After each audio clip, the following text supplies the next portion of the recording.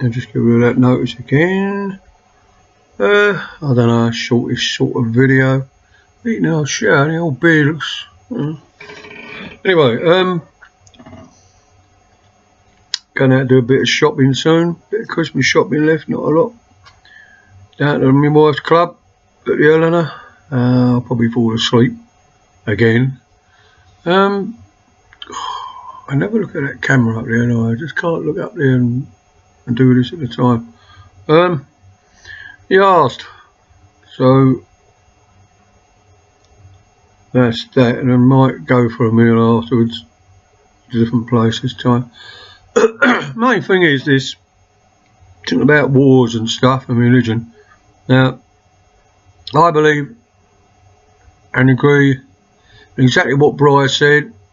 You know, it's a myth. How can you believe in someone up there? It's just a myth, isn't it? It's soppy stories in books and that. I agree with that, you know, and I always said that religion's just an excuse to start wars. Why they want to start wars, I don't know. Sickos, like, you know. Anyway, I can understand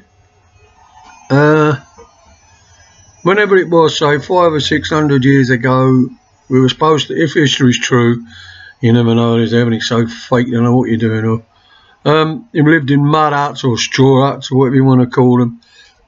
With, excuse me.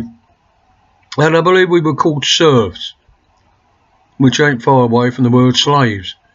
And what do you have, a serf collar around your neck or something?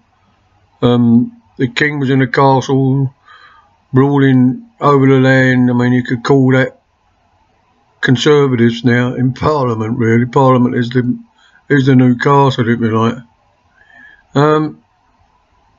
If you like. I hate that sound, I'm using it more and more lately. If you like. Like, well, I don't care if you don't. Anyway, yeah.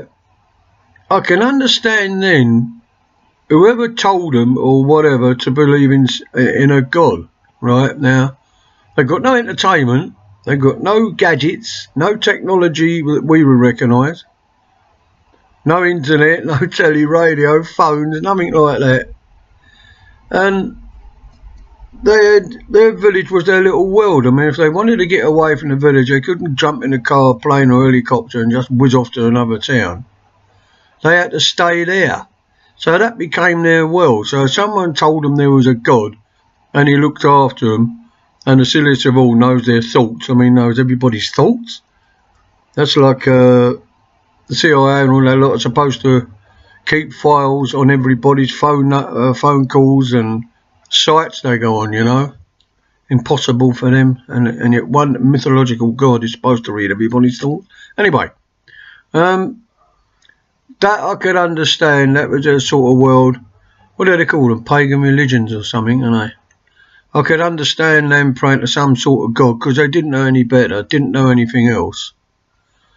And I suppose I was so busy literally surviving basically to worry about things like that, you know. They always looked up and saw the stars on the moon and wondered what they was and wonder what's up there. Probably vaguely thought, wish they could go up there, very vaguely. But now, this is the 21st century, and there's been a bit of enlightenment for at least 200 years.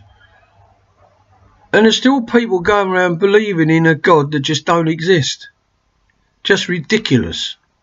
All the things that Bly pointed out, you know, I mean, a bloke called Adam suddenly pulls his rib out, you know, and makes sort of like Eve, was it? Was he clone it? DNA? Did he know about stuff like that? Then you got a talking snake, a serpent. I mean, come on. We're all older than 5 years old, are we? And it's a bit stupid, really. But each to his own, I suppose. If somebody wants to believe in something mythological and it makes them feel good and all that, fair enough. But it's when they start wars about it, you know, my God's better than your God. No, my God's better than your God. Mine can do this, mine can do that. What a load of bollocks. Just like saying mine's bigger than yours, that's all. Ridiculous. When I was on CB years ago, in London, 30 odd years ago, you put up an aerial to transmit, and a bloke up the road, he'd put a totally illegal aerial up on his roof. Like, I think it was 1.5 was the length. Well, these bloody things, Sigma 4s and everything else, or just a straight dipole, were about blimmin', I don't know, 10 foot. So he swamped all your channels that you could transmit. So you went out and got one bigger than him, and he went out and got one bigger than him. Mate, it was, you know, stupid, like little kids, you know, which is what war is. It's just like children with dangerous weapons in their hands. Ridiculous. Half the time they can't remember what the war was about.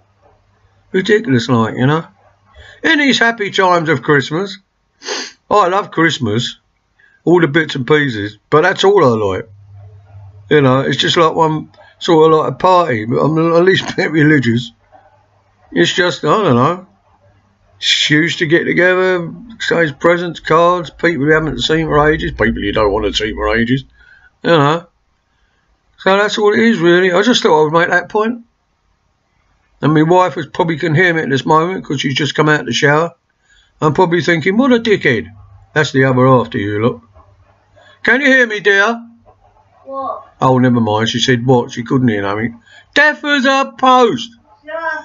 Oh, she shut up. She heard that. That was the insults. Yeah, so there you go. So. I don't want to go there. Oh, don't want to go there, silly cow. Anyway, that's it for now. And I will bugger off. Go on then. Look at her go on. I don't know if you can hear the other half. Nutcase. That's the biggest nutter of all, that one. You know. Alright, darling. Yes. Oh, civil. Bit worrying. Right. See you all later on. Bye for now. Mull over what I've just said. Probably a load of old bollocks, you think, but there you go. Yeah. Shut up, you, other half. Yeah, she says, saucy cow. Right, see you later. Bye for now.